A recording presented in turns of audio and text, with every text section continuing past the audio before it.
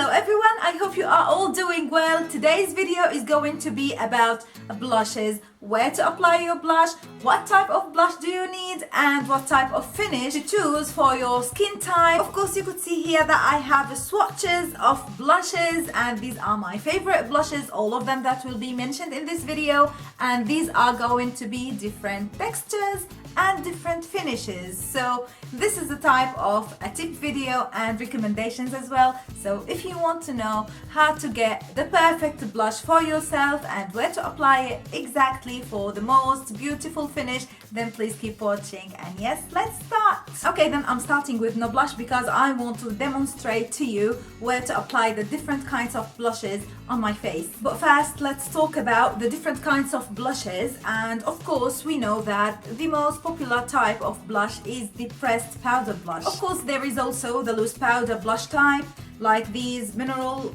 blushes that come in containers and you sift them. Of course, this is not a blush because I don't like loose blushes at all. I find them to be super messy. That's why I just want to get them out of the way and mention them just quickly. Okay then, so we were talking about pressed powder blushes, and these come in three finishes. There is the matte finish, the satin finish, and there is the glowy finish. So if I want to show you this blush by e.l.f., this is from the Studio line. This is called Pink Passion, and this is a completely matte blush. If you look very closely, you would never be able to see any kind of reflection on the surface. And second, we have the satin finish pressed powder blush, and the example I have here with me is this one by Sleek, and this is one of my favorite blushes, and this is called Flamingo. I think you could see that there is a very slight reflection on the surface of the blush, but this doesn't mean that the blush contains any shimmery or glittery particles.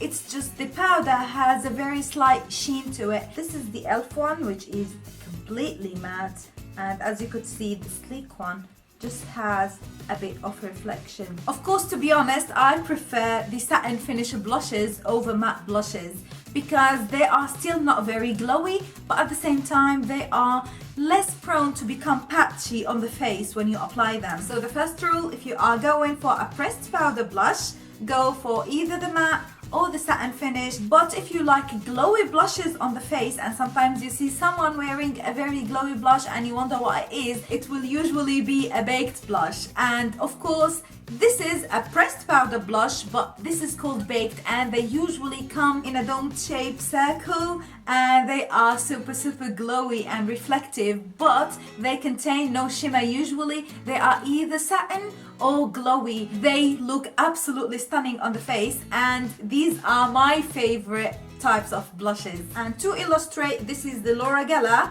baked blush in the shade Pink Grapefruit. So if you like glowy blushes, straight go for anything that says baked in it, because this will give you the most gorgeous and beautiful glow. And I think you would see that this is the glowiest of all. And I actually highly recommend that you either go for a satin blush or a baked blush, because these are the most soft, smooth and silky, easy to work with and apply on the face. So to wrap it up on powder blushes, avoid loose powder blush, go for a matte pressed or a satin pressed, and for a glow, go for baked blushes. And now we have cream blushes, and these usually come in two very distinct types. The one that has more of a watery texture, and the other one is the more moussey cream to powder type. So I have two examples with me here today, and the first one is the YSL cream blush, and this is in the shade 4, and the texture and the finish of this is this kind of moussey cream to powderish finish. So if you notice the swatch, this blush has a matte finish. It is not glowy and it is not shimmery, and the texture is not very wet. It's more of a moussey texture. And the other type is a watery dewy cream blush, and I have this one that I am so in love with at the moment, and this is the Dream Touch blush by Maybelline. This just glides very easily on the finger.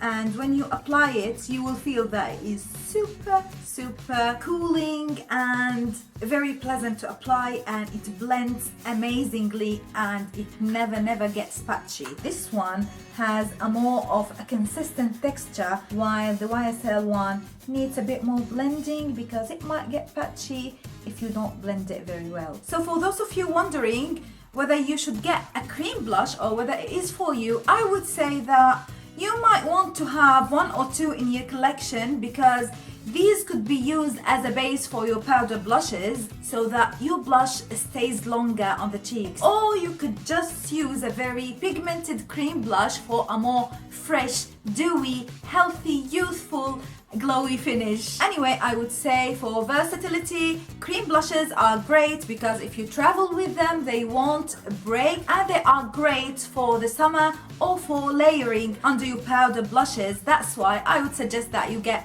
one or two, and that's enough.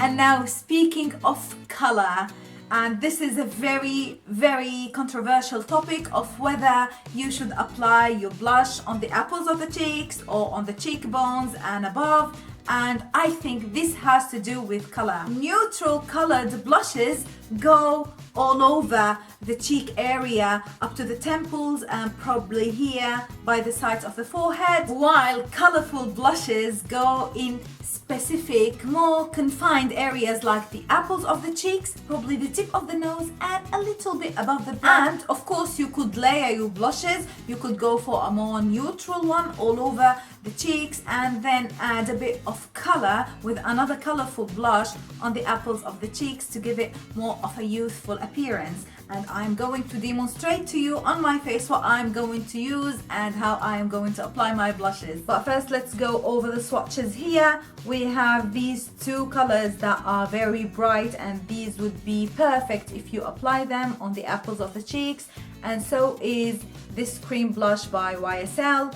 And you could see that the Laura Geller one and the Maybelline one are more neutral and muted, so you could apply them all over the places that you want on your face. I'm not saying that you are going to apply the blush all over your face, but you feel more comfortable with a neutral colored blush. It could probably be used on more areas of the face than very bright colorful blushes. I am going to start with this Maybelline blush, and I'm going to apply it just like that on tops of the cheekbones, because this is a neutral blush and I could probably go from my apples to my temples with this and over the brows. And I'm just going to take a bit of this on my nose. I would highly recommend that you blend cream blushes either with your fingers or with a stippling dual fiber brush, because it is going to be softer. I'm just going to use this e.l.f. small stippling brush, and I am going to distribute this, and you see that I went over to my temples and brought it here on the apples of my cheek. I am going to apply a powder blush so that you see how I am going to place it. I think I'm going for the Laura Geller Baked Blush in Pink Grapefruit because I love this so much. I like to apply blushes with an angled brush because I think this is more precise. And I'm going to start from the outer part of my face up to the cheekbones and the apple of the cheek, taking a bit above the brow and on the nose, and then blend. And of course, if you were wondering whether you should apply a matte blush on the outer perimeter of the face and a glowy blush on the apples of the face, this depends on your skin type. If you have very enlarged pores here or very oily skin towards the apples of your cheeks, avoid applying any kind of glowy blush there. But if you have dry skin, you don't have a problem with pores or anything, you could just apply your blush, your glowy blush, on the apples of the cheeks and also on the outer perimeter of the face, and I think this would just look amazing. And of course, if you felt that you applied too much of color or too much blush, go with your foundation brush because it will soften the color a lot. So I think this sums up this video about blushes. I hope you found this video helpful for you, and I'll see you again in my next video. Please give it a thumbs up if you like it and subscribe to my channel for more videos, and I will see you again in my next one. Until then, please be safe. Bye.